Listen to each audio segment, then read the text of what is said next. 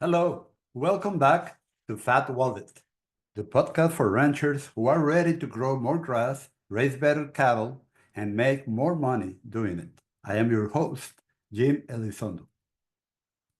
Today, I am going to talk to you about the grazing method that didn't just tweak my ranching results, it completely turned my operation around. This is something I wish I had learned earlier. And if you're listening right now and feeling stuck, frustrated, or tired, if not of not seeing results despite working hard, this might be precisely what you need to hear.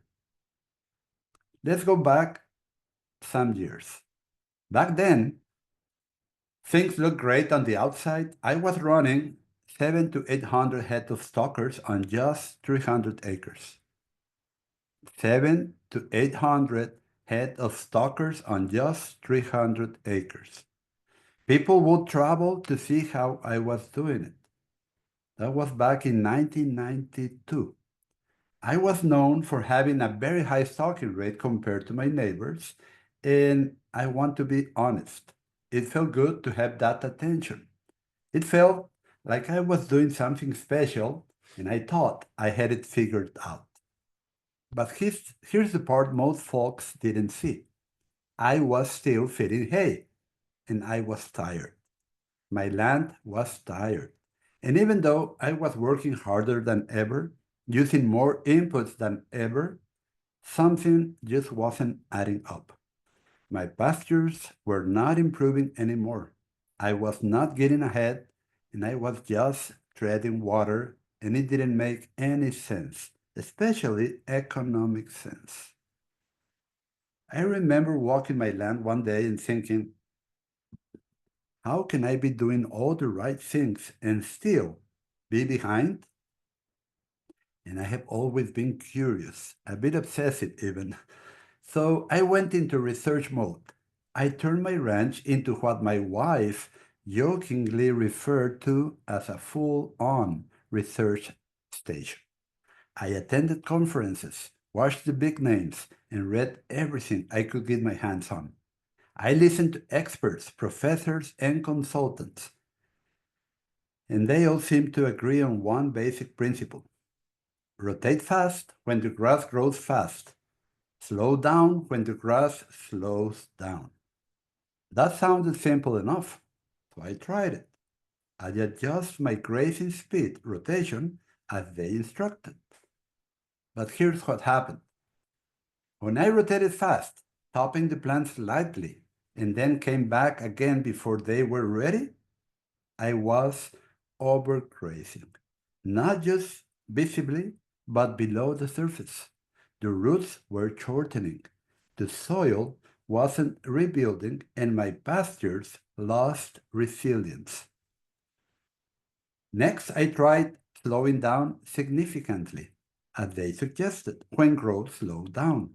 But with a high stocking rate, that backfired too. My cattle started to lose body condition.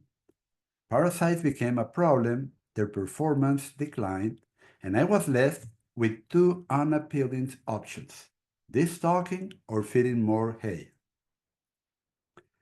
I realized the advice I was following did not match the real world biology of my land.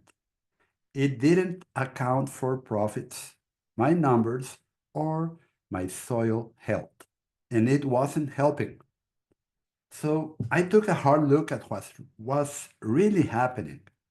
After a rain, the pastures looked okay at first. There was leafy, green regrowth, but however, as soon as things turned hot and dry, which happens quickly in the dry tropics my farm is in, the plants shut down. They stopped producing green leaves. They rushed to go to seed. And it didn't matter what stage they were in. I would walk the pasture and see triple thin stands with no productivity. Why? Because I had come back to grazing too soon. I had overgrazed without realizing it, and those shallow roots could not support the plants through hot, dry weather. So there I was, with hundreds of animals, on 300 acres and nothing to graze. It was one of those moments that stick with you. It was then that I knew something had to change. I stopped listening to people who only talk the talk. I began searching for ranchers who had failed and learned from their mistakes.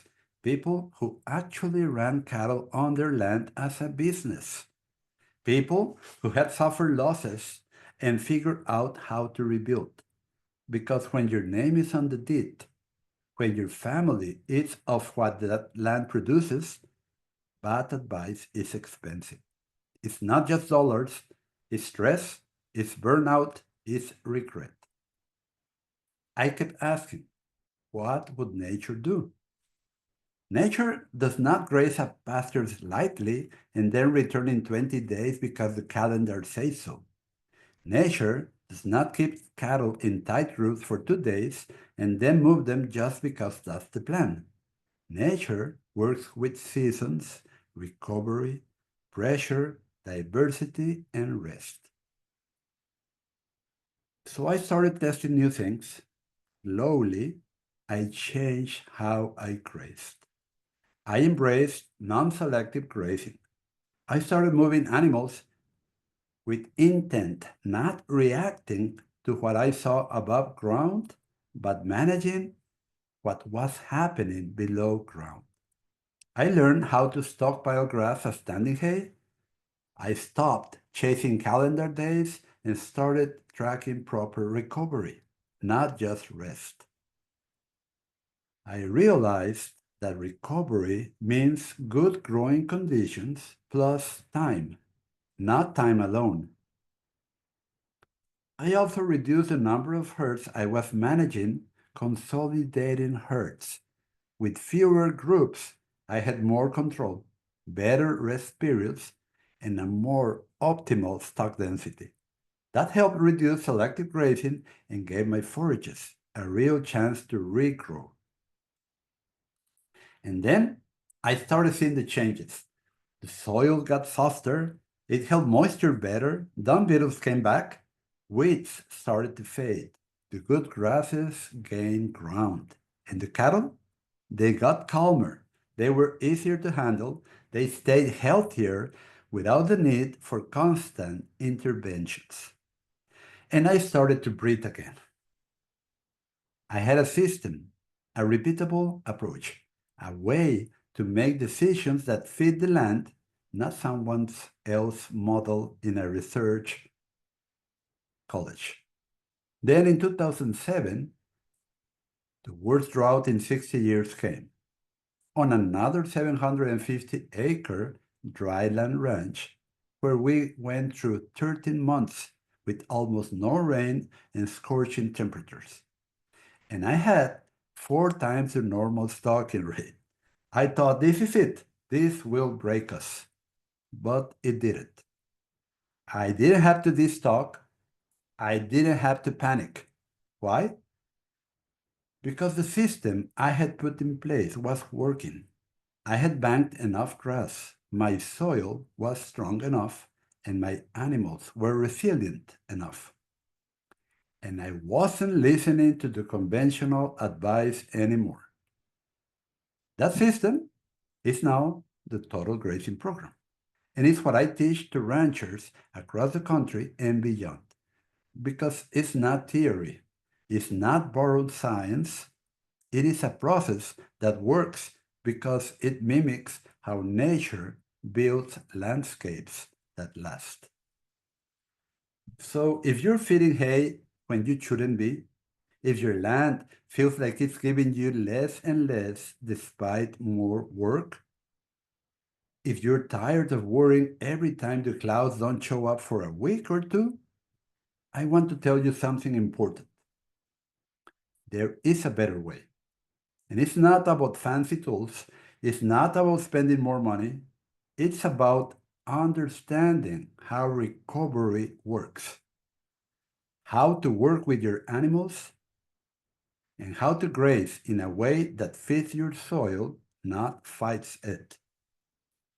On June 10th, I'm opening the doors to the Total Grazing Academy.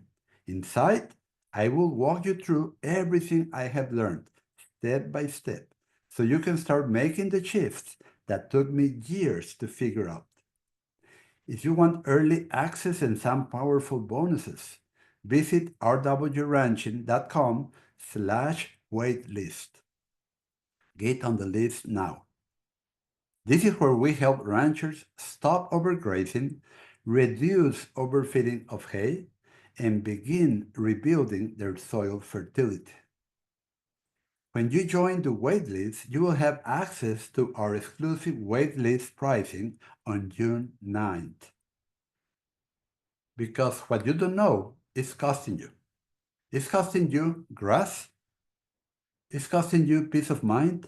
It's costing you time with your family. And worst of all, it might be keeping you from building the legacy you're working so hard for. Again, that is rwranching.com/waitlist. This is Jaime Elizondo with Fat Wallet. Thanks for listening. Now go out and grow some wealth from the soil up.